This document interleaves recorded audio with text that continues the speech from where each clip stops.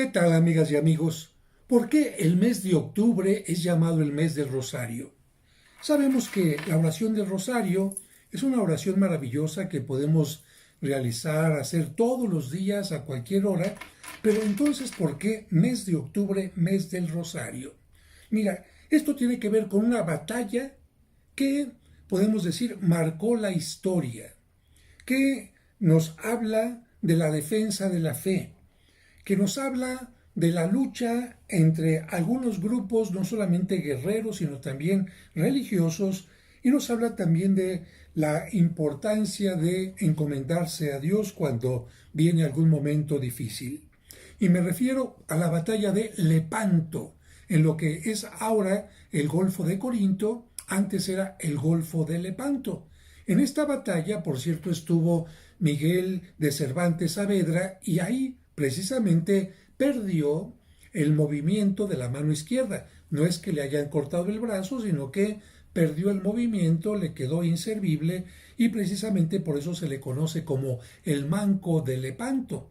Afortunadamente no perdió la mano izquierda con la que pudo escribir después no solamente sus memorias de cuando estuvo preso durante mucho tiempo y también con la mano con la que escribió el maravilloso libro de El Quijote de la Mancha.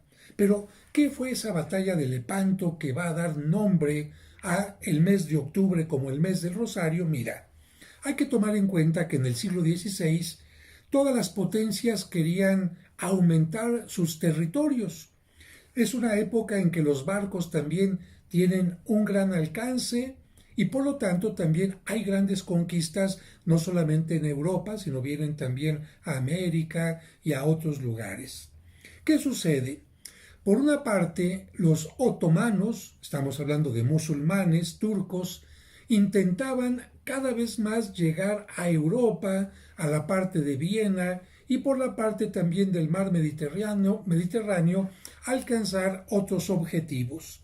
Tenían, sin embargo, un conflicto porque la isla de Chipre y también en un momento la isla de Malta eran lugares estratégicos porque ahí se podía detener al enemigo o permitirle que avanzara si se descuidaban estos lugares.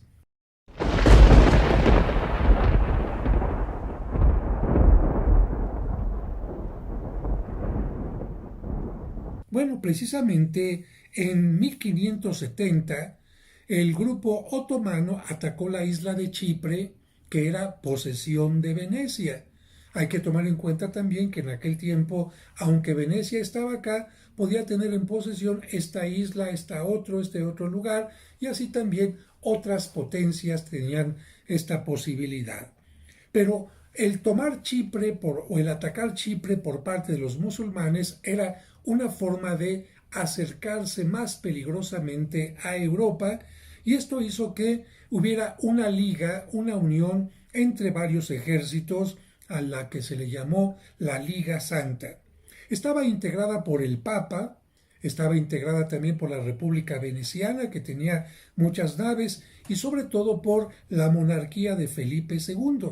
Esto es, estamos hablando de España, que en aquel momento era muy fuerte, que en aquel momento también tenía muchísima relación con lo que conocemos ahora como Viena.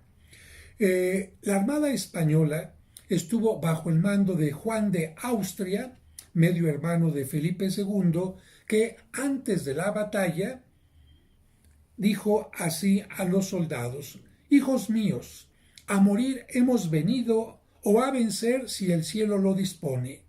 No deis ocasión para que el enemigo os pregunte con arrogancia impía: ¿dónde está vuestro Dios?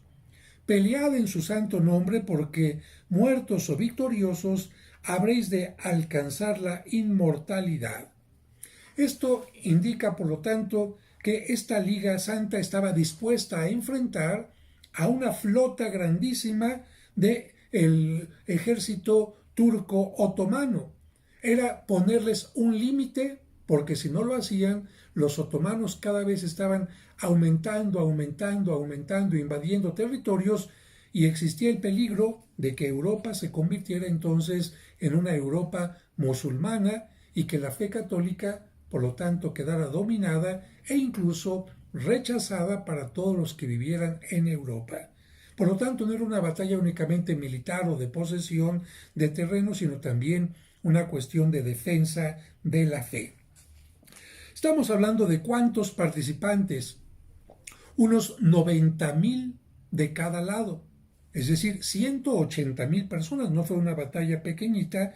De la otra parte estaba Ali Bajá, que era el almirante más valioso, más importante, con la herencia de todos sus antecesores en lo que se refería a las luchas, especialmente navales.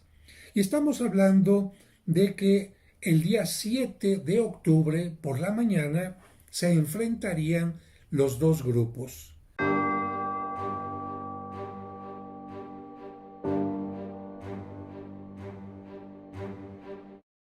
El grupo de los turcos, de acuerdo a la historia, llevaba más ventaja. ¿Por qué? Porque habían combatido más juntamente. Aquí se estaban uniendo por primera vez tres grupos distintos. En cambio, los musulmanes ya tenían sus estrategias de rodear al enemigo a través de las barcas, etc. Y era muy importante este tipo de estrategias y que se conocieran. Entre los participantes había gente que luchaba, pero sobre todo remeros, porque estamos hablando de que las embarcaciones en aquel tiempo tenían dos formas de moverse: por las velas, es decir, con viento, o también con los remeros, que eran una gran fuerza. Y ahí estaríamos hablando de, no tengo aquí el dato exacto, pero estaríamos hablando también de muchísimos remeros que iban en el interior de las naves haciendo que se movieran. La tradición nos dice que antes de la batalla, Juan de Austria pidió que la gente hiciera oración y se rezó el Santo Rosario. Y en el momento en que iban a la batalla, el viento, estamos hablando de barcos de velas también, el viento estaba a favor de los musulmanes. Pero cuando rezaron el rosario y empezaron ya la mayoría de las embarcaciones a dirigirse al enemigo, cambió repentinamente el viento a favor de los cristianos, y esto permitió que los cristianos ganaran esta batalla que definitivamente en la historia marcó el final del deseo de expansión de los otomanos. Si no hubiera existido esta batalla, seguramente hubieran venido más luchas por conquistar otros territorios, pero afortunadamente se detuvieron aquí, porque aquella batalla también dejó una gran pérdida para los turcos. Solamente se salvaron 60 barcos turcos de los aproximadamente 200 que contaban para las grandes batallas. Y además pasó algo también muy fuerte, porque al almirante Ali Bajá, uno de los soldados le dio un disparo de mosquete en la cabeza, y al caer muerto, el mismo soldado lo decapitó, colocó su cabeza sobre una pica, es decir, sobre un palo, y al verla todos los musulmanes se quedaron sumamente decepcionados, se quedaron con la moral baja, y entonces ya no se animaron a seguir luchando. Y de esta manera, como el día 7 de octubre se tuvo esta batalla, a esta batalla y al 7 de octubre se le empezó a llamar la batalla de la victoria, el día de la victoria.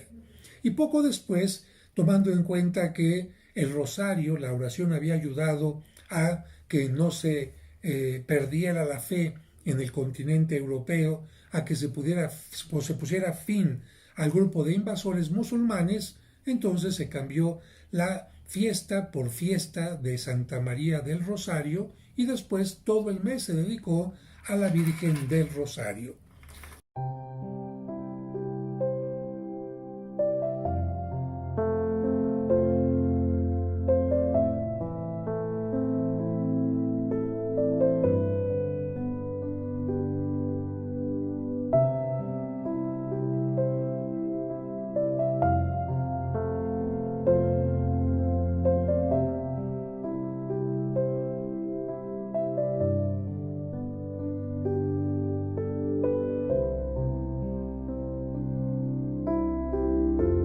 Yo creo que esta batalla nos enseña, en primer lugar, que no es bueno querer expandirse de ningún lado ni de otro, quitando a los otros su territorio.